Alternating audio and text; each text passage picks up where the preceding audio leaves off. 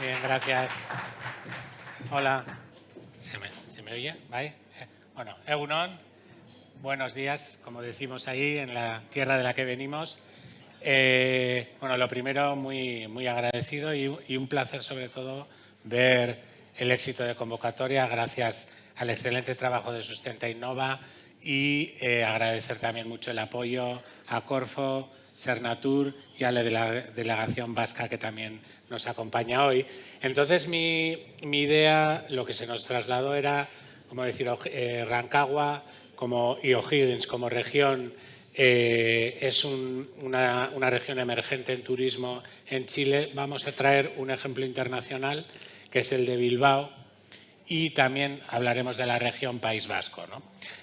Para mí, además, es un placer. Yo he viajado varias veces por Chile, pero no había estado nunca en la región de O'Higgins y de Rancagua.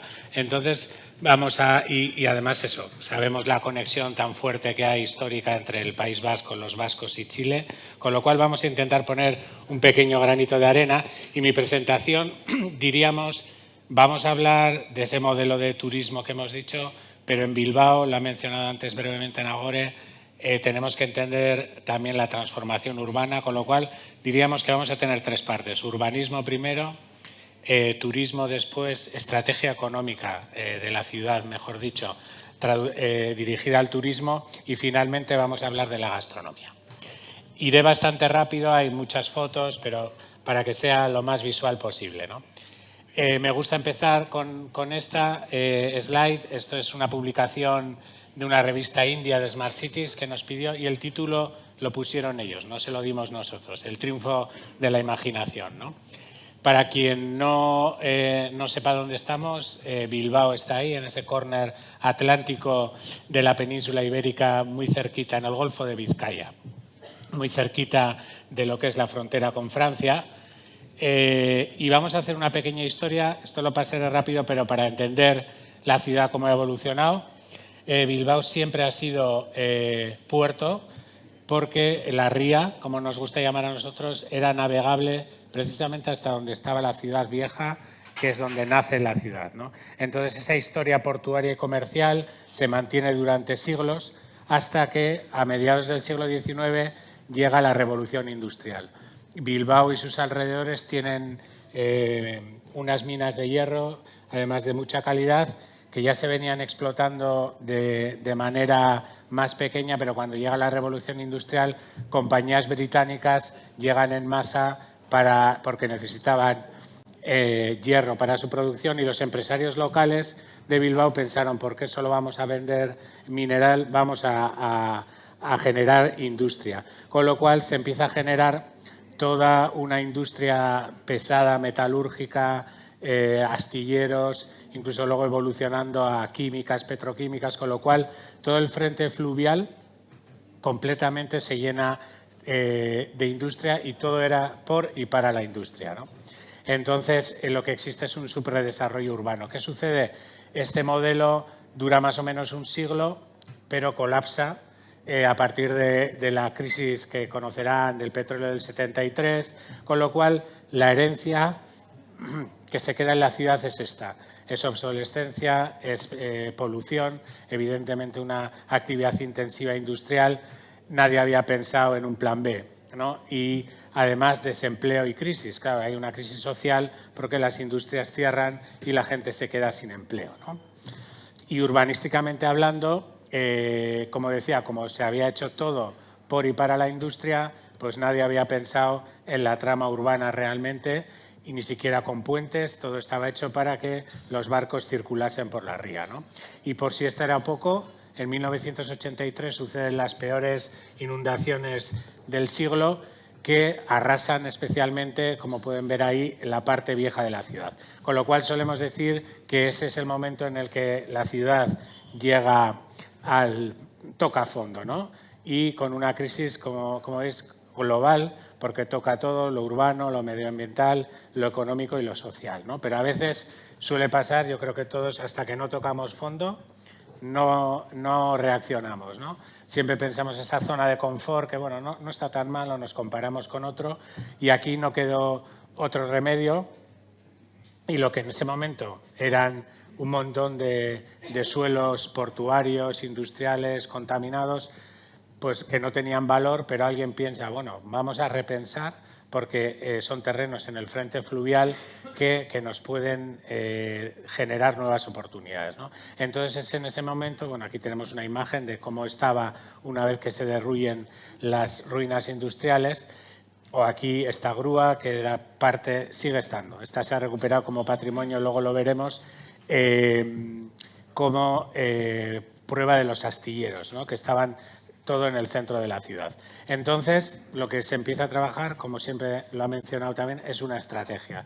Evidentemente, la ciudad tiene que reinvertirse, el modelo que se lleva siguiendo 100 años ya no da para más, y entonces lo interesante, que aquí no me voy a parar mucho, es que Bilbao también es un gran ejemplo de consenso institucional. Los 4 niveles de instituciones se ponen todos de acuerdo para diseñar un futuro común en la ciudad y se crean estructuras, que es muy interesante, pero aquí no me voy a parar, como Bilbao Metrópoli 30 o Bilbao Ría 2000, que son sociedades que se crean paralelas a la administración para que el proceso de cambio sea más ágil que si se hiciera directamente por la institución pública.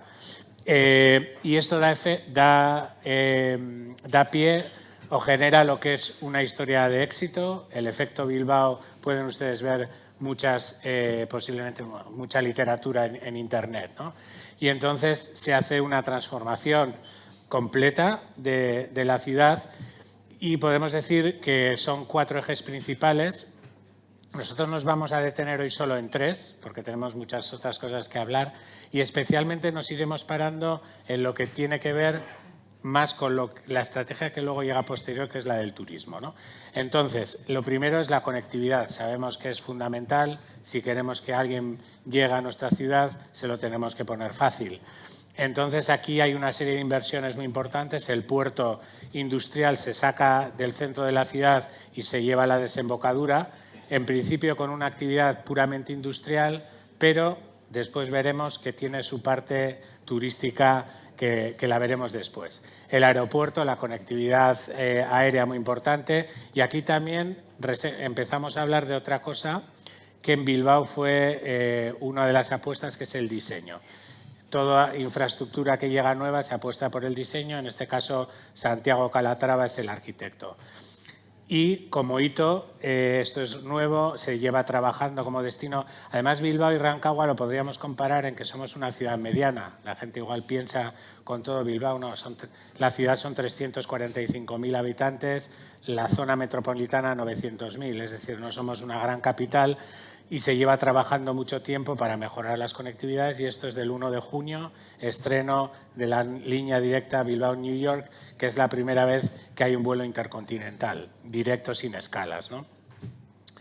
Después, infraestructuras como la intermodal, que es la nueva estación de autobuses con conexiones internacionales, que son las rutas por el norte de Europa que pasan también por Bilbao, y el gran proyecto que está por venir, que es el tren de alta velocidad. También, además, con el tema que hablamos de sostenibilidad, es dar la opción de llegar no solo en avión, sino en un tren, que esperemos, además es una zona, va a liberar la última gran trinchera ferroviaria en el centro de la ciudad, luego vamos a verlo, y lo que decimos también que es una conexión internacional, será parte del eje Lisboa-Madrid-París, ¿no? Eso como conectividad, como decimos, infraestructuras fundamentales para que facilitemos la movilidad de las personas, los eventos, las mercancías, ¿no? Esto es la segunda, regeneración medioambiental y urbana, lo más importante que ha sucedido en Bilbao, ¿no? La medioambiental, me paro solo muy poquito, especialmente en la ría, es espectacular los resultados conseguidos de un plan de saneamiento que es con diferencia la inversión más millonaria que se ha hecho. Después la gente se queda con la imagen de los edificios, pero aquí fue la gran inversión, y no solo de limpieza del cauce fluvial, sino de la recuperación de todos sus márgenes que anteriormente estaban ocupados, como hemos visto, por la industria, ¿no? Y el mensaje de esto, y hablando de la sostenibilidad del turismo, es que la sostenibilidad, ¿no? El deterioro medioambiental es un elemento de pérdida de competitividad. Si queremos hacer un destino atractivo, evidentemente medioambientalmente lo tiene que ser, y incidiendo también que difícilmente va a venir alguien a visitarnos si no tenemos una calidad de vida para los habitantes, ¿no? Entonces, un poco este es el mensaje fuerte de Bilbao en el tema medioambiental y, evidentemente, con todo ese cambio, la calidad del aire mejora sustancialmente una vez que se retiran todas esas actividades tan industriales, ¿no? Y en la parte urbana, y ligado al patrimonio que ya ha salido, recordaban que en las inundaciones que comentaba arrasaron especialmente la zona vieja, pues este es el comienzo de la regeneración urbana en la ciudad, que es en la parte vieja, con un plan especial iniciado en el año 1985, que ya también con esa nueva estrategia se aprovecha para peatonalizarlo completamente. Antes entraban los coches, ahora ya con la reforma lo quitamos y lo dejamos como el gran espacio comercial y de hostelería en la ciudad, ¿no? Bilbao, aquí solo ponemos algunos ejemplos. Estos van a ser las fotos del antes y el después, ¿no? Para muy gráfico. Como ciudad portuaria estaba cosida literalmente por líneas de ferrocarril para sacar y meter las mercancías de la ciudad. Eso ya queda en desuso, son auténticas trincheras que dividen barrios, distritos, y se empiezan a hacer proyectos de este tipo que, si hay algún ingeniero o ingeniera en la sala, Bilbao es un gran ejemplo de lo que nos gusta llamar como cirugía urbana. Hay muchos ejemplos que hoy no vamos a ver porque no tenemos tiempo, ¿no? Y este es el gran proyecto, la última trinchera. Comentaba, la llegada del tren de alta velocidad no va a suponer solo la conexión, que es muy importante, sino toda la creación de un nuevo distrito en el centro de la ciudad con espacios nuevos, verdes y también nuevas viviendas en pleno centro, ¿no? Y hablando de la regeneración, similar a ese proyecto que es futuro, es este, que es como la estrella, ¿no? de Bilbao. Aquí volvemos otra vez con el diseño que comentábamos. El arquitecto argentino César Pelli es el que hace este master plan que convierte el corazón industrial de la ciudad, ¿no? Y lo que decíamos del mensaje tan importante, la recuperación de las riberas del río, creando nuevos espacios urbanos, mejorando esa experiencia de ciudad, ¿no? Y aquí vamos a ver algunas, las playas urbanas empiezan a llegar, el agua está limpia, se puede uno bañar, van a venir más, y todos estos nuevos espacios, como decimos, donde se apuesta por el diseño, y ahora mismo donde antes no había nada, tenemos prácticamente 7 kilómetros en línea recta por ambas márgenes, paseables completamente, libres de tráfico. Incluso van a venir otros 4 más en un proyecto que es la isla, que la comentaremos ahora, ¿no? Y en esa apuesta por el diseño, desde 2014 es Ciudad Diseño de la UNESCO, y aquí tienen ustedes algunos de esos arquitectos famosos, estrellas algunos, que incluso a partir de lo que hicieron en Bilbao. Aquí, por ejemplo, como lección, la municipalidad, el ayuntamiento suele decir, al principio teníamos que pagar simplemente para que llegaran, ¿no? Ahora es el momento que ellos nos llaman para ver si hay proyectos que pueden ejecutar. Y después llega el Museo Guggenheim, que posiblemente es el icono que igual han podido escuchar más, y lo ponemos tan atrás en la presentación para entender que mucho antes que este museo está toda esa estrategia de renovación de la ciudad. Y este sí es la clave, que luego lo hablaremos, precisamente para el turismo y para el cambio, bueno, turismo y cultura, que son dos de las apuestas que la nueva economía decide. O sea, al final la institución pública es la apuesta, una apuesta arriesgada que comentaremos, ¿no? Y luego, a nivel arquitectura y diseño, esto lo pasamos rápido, son los nuevos puentes. Como decíamos, no había puentes en la ciudad, entonces empiezan a hacerse con arquitectos como Santiago Calatrava, la pasarela Rupert Madera, o este, que es el hito también de ese cambio de modelo. Esto está en construcción ahora mismo, es un puente giratorio peatonal y para bicicletas, ¿no? En este caso, si va a girar, va a permitir, porque está un poco más alejado del centro de la ciudad. Y después llegan nuevos equipamientos. Ya en esa planificación de la ciudad empiezan a haber equipamientos que se piensan en esa ciudad de servicios. Lo que decía Nagore de nadie lo pensaba, se empieza a pensar. Se hace este palacio con forma de barco, aunque aquí no se aprecie bien porque está literalmente donde estaban antes los astilleros. Es decir, aquí ya se empieza a pensar en cultura, en eventos, necesitamos nuevos sitios para organizar congresos. Tenemos aquí también la biblioteca, que es espacio para eventos diseñado por Rafael Moneo, otro de los arquitectos Pritzker, este de Álvaro Siza, el portugués, que también es exclusivamente para eventos, la nueva feria de muestras, diseñada por una empresa local como es IDOM, o el nuevo San Mamés, estadio de fútbol del Athletic Club de Bilbao, que no sé si lo conocen, también preparado para grandes eventos, el Bilbao Arena, donde se juegan los partidos de baloncesto, pero también los conciertos de tamaño mediano cubiertos, y los hoteles, que antes había hoteles, pero no había una demanda tan grande, y empiezan a llegar nuevos hoteles, como este diseñado por el arquitecto mexicano Ricardo Legorreta, que fue Sheraton, fue la primera marca, eso luego lo comentaremos, que llegó a la ciudad, ahora es Meliá, con el diseño oeste, que es era el Gran Domine, ahora se llama Artis Bilbao, de Javier Mariscal. Es decir, toda una serie de infraestructuras y equipamientos que la ciudad ya va colocando para seguir, ¿no? Siguiendo la estrategia que estábamos diseñando. O este también, que es una mezcla de patrimonio, la antigua Alhóndiga, almacén de vinos, con un nuevo complejo que diseñó el francés Philippe Starck, ¿no? Entonces, la ciudad, además, no solo son estas grandes cosas, sino que hay microurbanismo, que nos gusta llamar, cómo se crean pequeños espacios en barrios. Bilbao era una ciudad muy densa, con apenas espacio urbano, y se crean, pues donde cruzaba antes una carretera, estos pequeños espacios públicos muy importantes para apoyar lo que es la cohesión social, ¿no?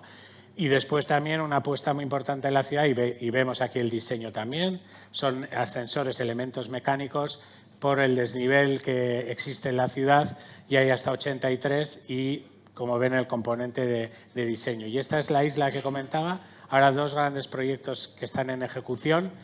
Es el que comentamos, que van a ser los 4 kilómetros que van a bordear esta nueva isla peatonales. Este está diseñado por Zaha Hadid, otra de las arquitectas que decíamos, y justo enfrente lo que ven ahí es lo siguiente, que es Puntazo Roza. Esto está sin desarrollar, pero este es el objetivo, con recuperación de edificios industriales como este de aquí, y otra de las apuestas, Polo Industrial Audiovisual. Eso es casi una de las apuestas más recientes de la ciudad, que lo comentaremos ahora, ¿no? Y después también, ligado con lo medioambiental, está el Anillo Verde, que eso se ha trabajado para crear un circuito circular que bordea toda la ciudad de 38 kilómetros. Y la verdad es que en Bilbao puedes calzarte las botas y subir directamente, ¿no? Entonces, con todo esto, que lo he pasado muy rápido para entender, ¿no? Toda la apuesta que se ha hecho de inversión, para después tener que repensar el modelo económico. Ya no sirve la industria que teníamos. Aquí hablamos de territorio, hasta el 33% del PIB era industrial, ahora mismo estará el 20 y 21, y en la ciudad apenas existe. La industria, como pueden ver allí, apenas existe. Y además, por si fuera poco, no solo se pierde el posicionamiento industrial, sino porque Bilbao era una de las ciudades, junto con Barcelona, estamos hablando de la época que hemos visto la industria, era económicamente la más fuerte, con diferencia. Y ustedes conocerán el BBVA, seguramente, es el Banco de Bilbao y de Vizcaya. Son dos bancos que se crearon en Bilbao en esa época y que también se trasladaron a Madrid, con lo cual pierde el posicionamiento industrial, el posicionamiento como nodo financiero, ¿no? Entonces, para no perder la ligación con la industria, lo que sí se lleva trabajando es lo que se llaman los servicios avanzados, ¿no? De servicios de alta productividad, que den servicios de consultoría, de ingeniería a esas industrias que ya no están en Bilbao, pero sí se ha conservado un tejido industrial en la región muy importante e innovador. Entonces, Bilbao, uno de sus posicionamientos es convertirse en el nodo de este tipo de servicios. Pero aparece también el turismo, ¿no? Y saltamos. Turismo, como ha dicho Nagore, que era una palabra que en Bilbao no existía. Sí que había visitas, la Semana Grande, cositas, había un circuito cultural que era interesante, pero por haber no había ni oficinas de turismo. Es decir, nadie se había preocupado de que la gente pudiera venir a Bilbao. Los que venían era a hacer negocios, sobre todo, ¿no? Y la clave, en este caso sí retomamos el museo. Fue una apuesta súper arriesgada porque estamos hablando de esa época de crisis social cuando ustedes imagínense que anuncian unos iluminados desde el sector público que la solución para la ciudad es un museo de arte moderno. Pues todos se subieron por las paredes diciendo o sea, lo que necesitamos es industria, necesitamos empleo. ¿Qué me cuentan de un museo, ¿no? Sin embargo, pues el resultado es un éxito porque durante los primeros 6 meses ya fueron 226.000 visitantes, que eso para Bilbao era como algo increíble. ¿Qué sucede? Que decir, claro, necesitamos esto, va en serio y necesitamos pensar en una estrategia, ¿no? Porque, como decía, la estrategia no estaba diseñada. Con lo cual, como ven, es una estrategia bastante novedosa y, como decíamos, somos bebés, ¿no? en cuestión de turismo. Entonces, lo que podemos hablar, y es lo interesante, que casi se crea un nuevo destino turístico desde cero. La ciudad existía, pero no existía este Bilbao, ¿no? Entonces, claro, se empieza a trabajar en esa estrategia que inicialmente se focaliza en cultura, en diseño y en excelencia urbana, ¿no? Y se empieza a crear nuevos logos, vamos a decir, la B roja de Bilbao, que pueden ver aquí, y se empieza a internacionalizar el modelo. En esta internacionalización también hay 2 hitos muy importantes para la ciudad. 2010, Bilbao es la ganadora del primer Lee Kuan Yew World City Prize, que se considera como el Nobel de la ciudad, que lo otorga Singapur como modelo también de Smart City en Asia. Esto le da una notoriedad internacional muy importante y además ese mismo año, 2010, fue muy importante, la Expo de Shanghai llama a Bilbao para que exponga su modelo de transformación urbana y aquí pueden ver la maqueta que se utilizó en ese momento, ¿no? Entonces eso es parte de esa internacionalización de la marca que ha sido fundamental para que el turismo internacional empiece a llegar.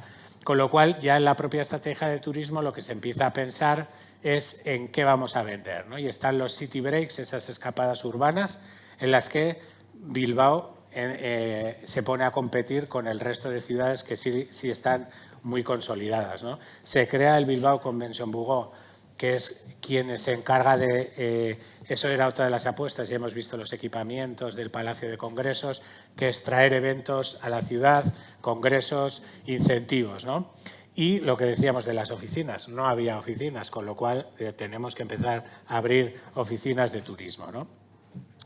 Inicialmente se empieza en esos city breaks, trabajando en los mercados de cercanía, Francia, Alemania, Italia, pero también un poco Estados Unidos, y en los mercados emergentes se empieza también a trabajar, ¿no?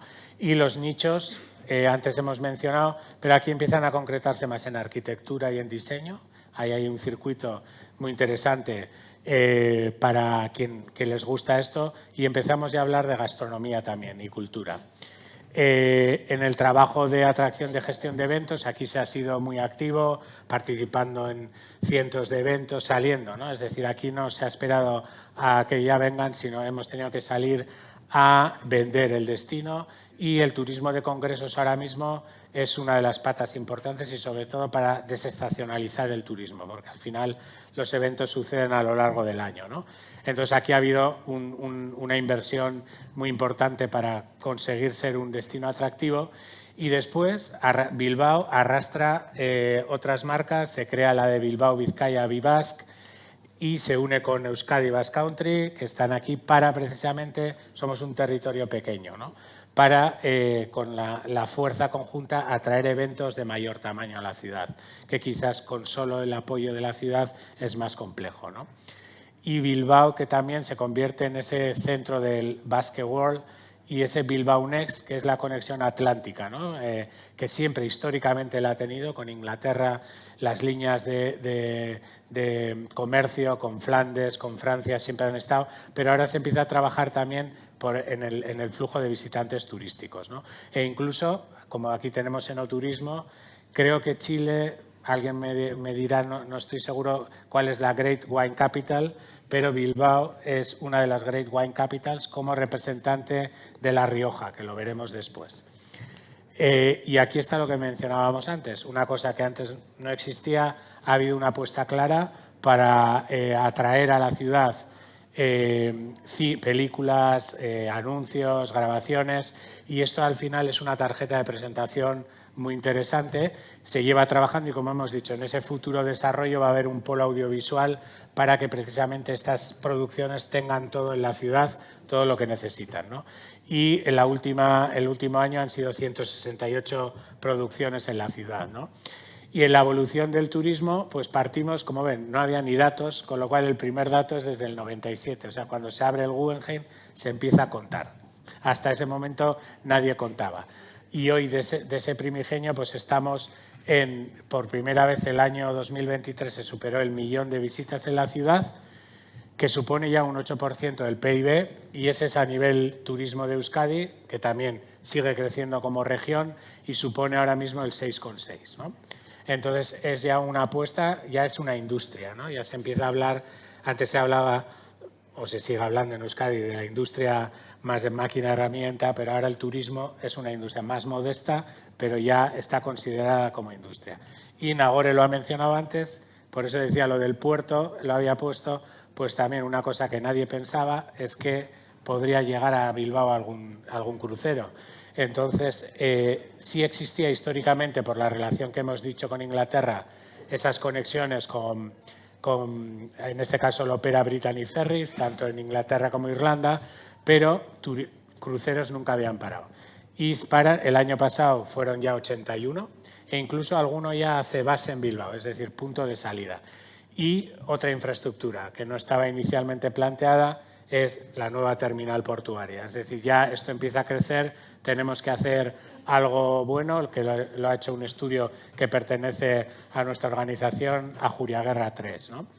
Y de aquí damos el siguiente paso. Es decir, ya estaba el turismo, hemos tocado la gastronomía como un poquito, que en principio en las primeras estrategias no estaba tan puesta, pero esto lo que es interesante, y aquí vamos a hablar de Euskadi en general, porque Bilbao solo... y ha sido como se ha mencionado también en la mesa redonda, la importancia de generar una estrategia. Euskadi, como región, el País Vasco, tiene una tradición milenaria, culinaria, todos lo sabemos, se reconocía, pero no estaba marketizado, es decir, no había productos, al final lo sabíamos nosotros y visitantes nacionales, pero los internacionales no tanto, ¿no? Con lo cual, aquí hago este pequeño inciso porque digo, mira, para que no parezca que yo os lo estoy vendiendo, estas palabras creo que lo define muy bien de Susan Long, es una periodista del Sunday Times que ha visitado el País Vasco muchas veces y ya veis lo que dice. Un viaje al País Vasco es un viaje fundamental que todo amante de la cocina debería hacer al menos una vez en la vida. Es un viaje de excesos, espectáculos, superlativos, se come y se come, luego se come un poco más para aprender cómo comer, ¿no? Y el que haya estado allí lo va a entender. Que no he preguntado cuántos de ustedes han estado, creo que algunos sí me comentó ayer, entonces seguramente pudieron comprobar que la comida está, es decir, es totalmente transversal. Cualquier evento que haya, del tipo que sea, la gastronomía siempre va a estar presente. Entonces, el tema era eso, cómo trabajar, ¿no? Este modelo y... luego también está la internacionalización, que ya hablaremos, pero bueno, he hablado de la tradición culinaria, pero Euskadi tiene ya unos representantes. Ahora mismo son 2 restaurantes vascos entre los 50 mejores del mundo. El Echevarri y el Asador es el segundo. De hecho, la semana que viene, el día 19, es la renovación, la lista del 2025 saldrá. Si no me equivoco, Chile tiene un representante en la lista, que es el Borago, creo, en Santiago, el puesto 29 creo que es. Pero un poco por la comparativa, que no me gusta comparar, pero Euskadi con 2,2 millones de habitantes, pues supera a un país entero en ese sentido, y 22 restaurantes con 32 estrellas Michelin también, ¿no? Cuando estuve en Ciudad de México, que me decía, mira, pues como este es gigantesco, pues imaginaros un pequeño distrito de la ciudad en la que podéis encontrar 2 de los mejores restaurantes del mundo y 22 estrellas Michelin, ¿no? Ese es el nivel de la cocina, de la alta cocina, pero como decíamos por detrás, que ahora lo comentaremos, ¿no? Y lo que ha logrado el País Vasco, que es muy importante, es que es un sinónimo del buen comer. Lo que decíamos de posicionamiento, luego veremos algunos datos, pero la gente identifica el destino con gastronomía. Y además es que, como hemos hablado de Rancagua, hay un gran potencial, que ahora lo tocaremos rápidamente, en el País Vasco, que se ha ido agrupando y paquetizando para que la gente entienda todo tipo de experiencias que puede vivir en el país y enogastronómicas que mencionaremos también, ¿no? Ahora mismo, con toda la estrategia de turismo, y es un país diverso, se ha ido diversificando bastante el motivo, ¿no? El motivo principal de acudir al País Vasco son esos city breaks que comentábamos, 19,5%, y la gastronomía y el vino, 16,9%, pero la cifra que podéis ver abajo, el 72,6%, la gastronomía es un factor decisorio. Y el gasto medio ahora está en unos 612 euros y el 86% de los visitantes declaran que sí han consumido gastronomía. En esto, aunque el gasto mayor es el alojamiento, ¿no? Pero para que veamos un poco ese posicionamiento, y ahora vamos a ver cómo se ha ido consiguiendo, ¿no? Vamos a hablar del branding, siempre muy importante. Antes hemos hablado de la B de Bilbao. Pues en tema de gastronomía vamos a destacar dos, hay alguna más. Una es esta K de Euskolabel, es un sistema de etiquetado pionero para los productos gourmet locales, ¿no?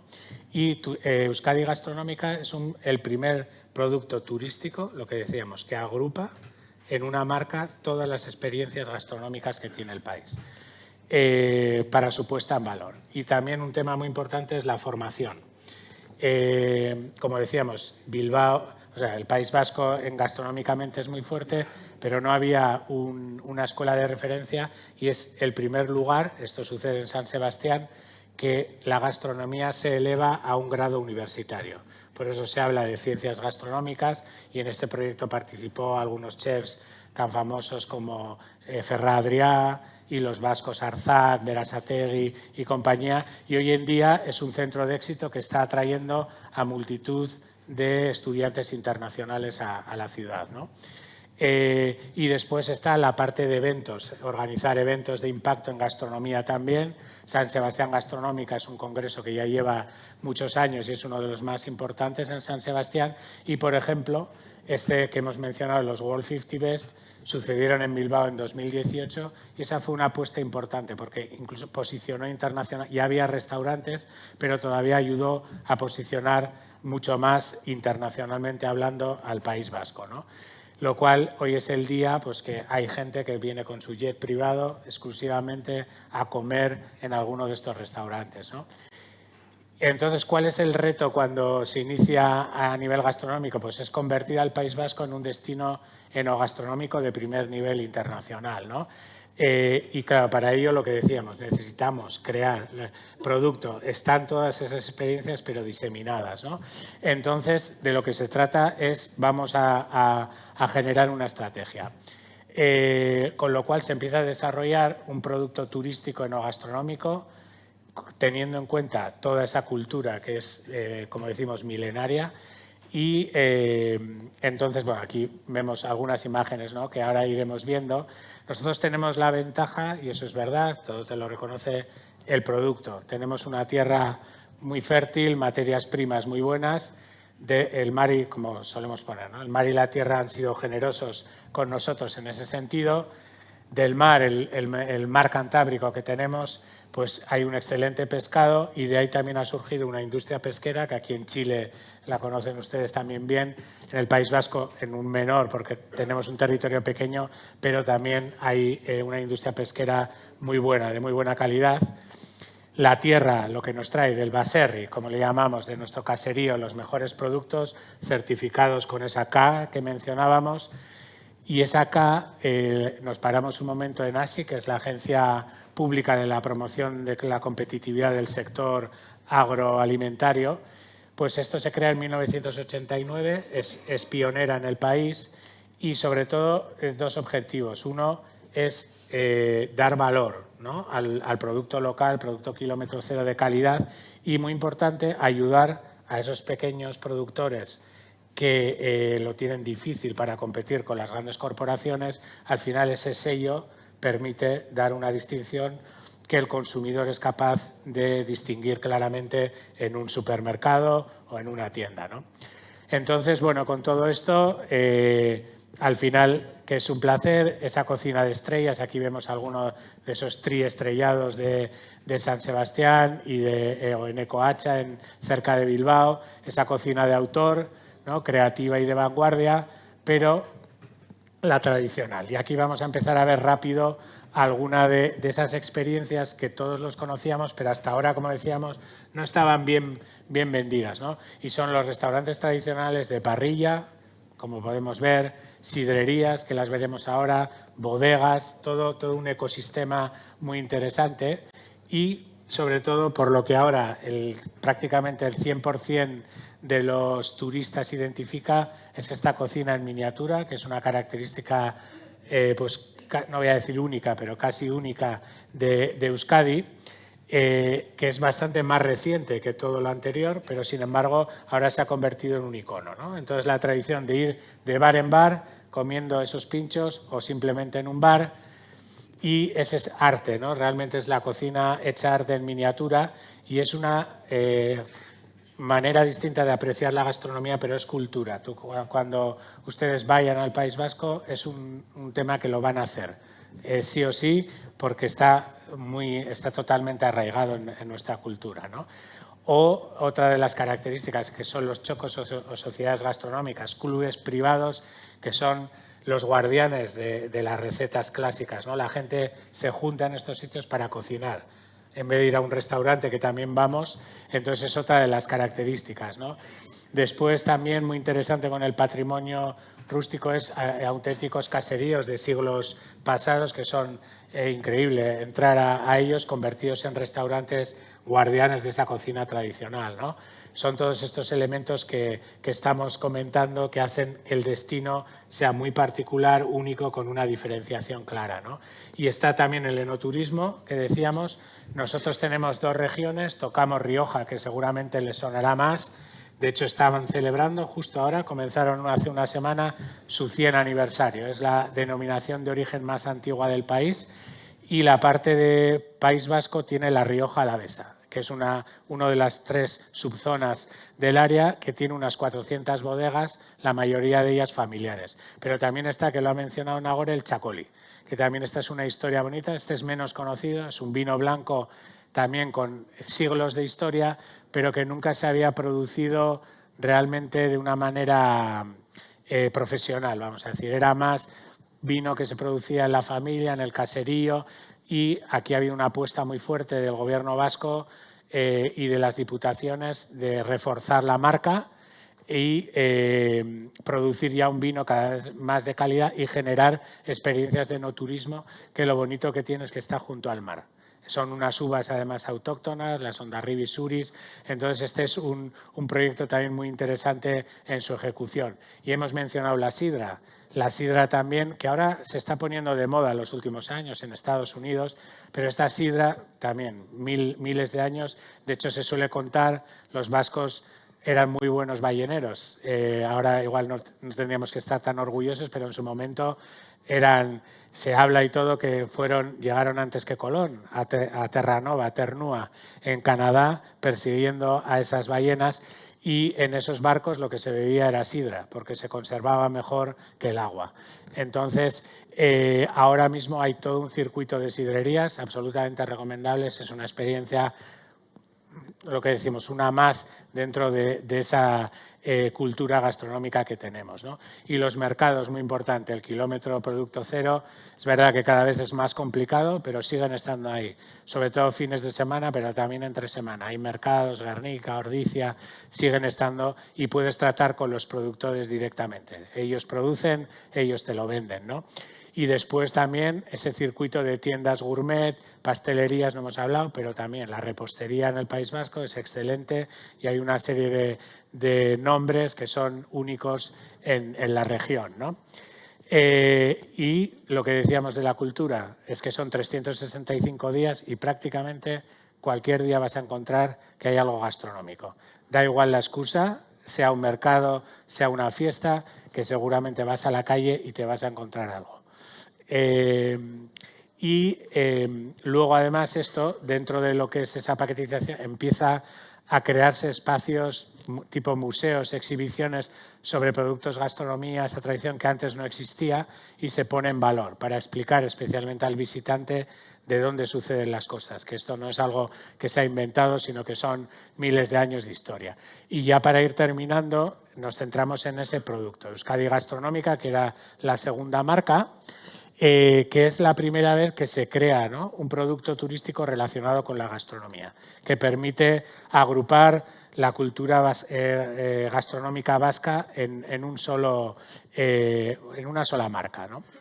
Entonces aquí vemos distintas experiencias, lo que comentaban ahora de la cocina, las clases de cocina, eso es algo que allí puedes hacerlo prácticamente en cualquier sitio, porque estamos muy orgullosos de enseñar cómo cocinamos, y esto está dirigido a todo, hay como una segmentación del público, ¿no? Desde ese profesional de la gastronomía o turista gourmet que va exclusivamente a eso, a aquellos que ya, bueno, me gusta un poco la gastronomía, no es mi razón, pero que es un complemento perfecto porque casi todos acabamos convergiendo en un restaurante o vamos a comer en algún sitio, ¿no? Entonces, es el primer club de gastronomía y vinos desarrollado bajo una metodología de gestión y que ha permitido esa planificación y gestión, ¿no?, de promoción del turismo gastronómico en la región. Entonces, por resumir, ¿qué es al final Euskadi Gastronómica? Es una red de redes que involucra a todas las ciudades y regiones del País Vasco, que al mismo tiempo a las empresas, es decir, no solo lo que comentaba también Nagore, es todos los hoteles, restaurantes, demás, los que tenéis que ver con gastronomía, tenéis que estar aquí, y con eso se trabaja en ese liderazgo. Es decir, ahora ustedes pueden pasar por un restaurante o un hotel y verán ese símbolo de Euskadi Gastronómica. Eso te da, al turista exterior sabe que ahí va a probar una cocina tradicional, ¿no? Y además se genera toda una serie de material de promoción, como un gastromapa, como la guía de turismo enogastonómico o como esos folletos de gastrovinos que se reparten exclusivamente, es decir, a usted le interesa la gastronomía, lea este folleto.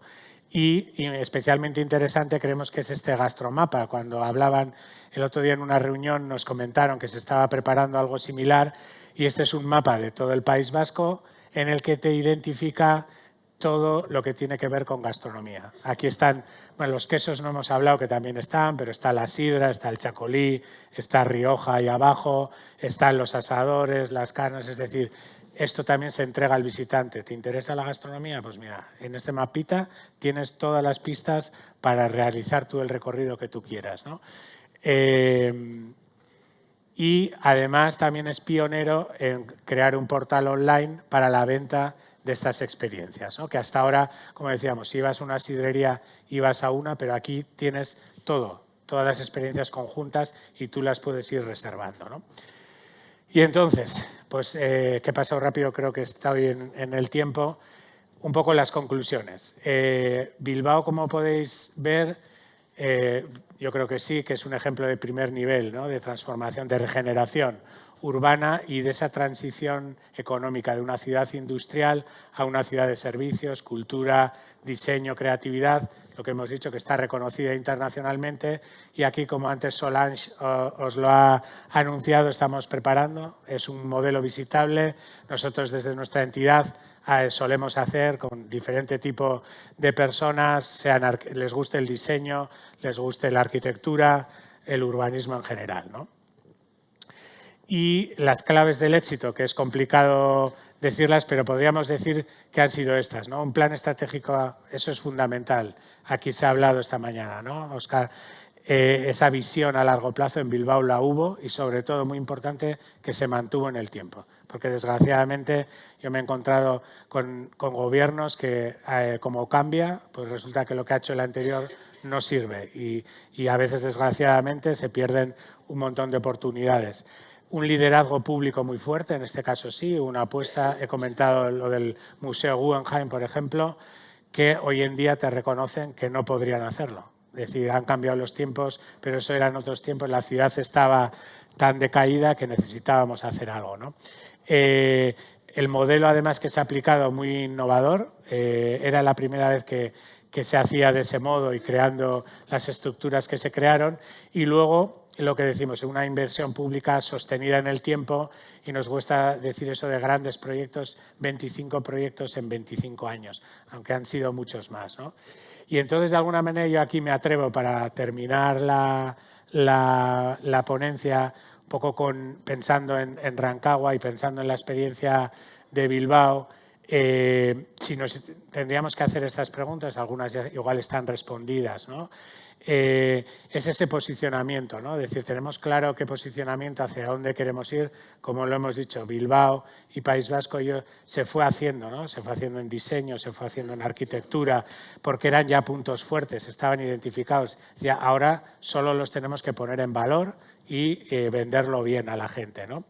Lo que decimos, tenemos esa estrategia la tenemos diseñada potenciando nuestros puntos fuertes. Tenemos esa marca propia, lo que hemos dicho antes, hemos visto la B de Bilbao, ahora es una B internacional que está puesta en todos. Ahora todos los trabajadores públicos tienen su B. Ese branding también es muy importante para darnos a conocer. Luego el tema de los eventos o un destino. A veces aquí en Bilbao funcionó el Museo Guggenheim, fue el icono que a partir de ahí la gente internacionalmente reconoce, ¿no? Aquí ayer tuvimos una pequeña conversación que lo supimos que era una iglesia que proyectó Gaudí, parece ser el famoso arquitecto que se quería poner, digo, pues bueno, igual podría ser, ¿no? Es decir, tenemos que buscar siempre algún icono que nos sirva o algún producto que nos sirva para lanzar y a partir de ahí vender, ¿no? Y lo que es la estrategia, es decir, ahora estamos en este punto, en 10 años donde queremos estar, ¿no? Entonces yo sin más, con esto termino. Hoy vengo representando a esta empresa Basquium, que conectamos, ¿no?, el País Vasco con el resto del mundo a través de la gastronomía y la cultura, y también de Bilbao Urban and Cities Design, que es un think tank de profesionales en todo lo que tiene que ver ese repensar un territorio, una ciudad, que aquí tenemos urbanismo, arquitectura, ingeniería, pero también está el turismo, que precisamente está representado por Nagore, ¿no? Entonces, cualquier pregunta que tengan ahora no hay tiempo, pero encantado de responderla. Y por mi parte, pues nada más.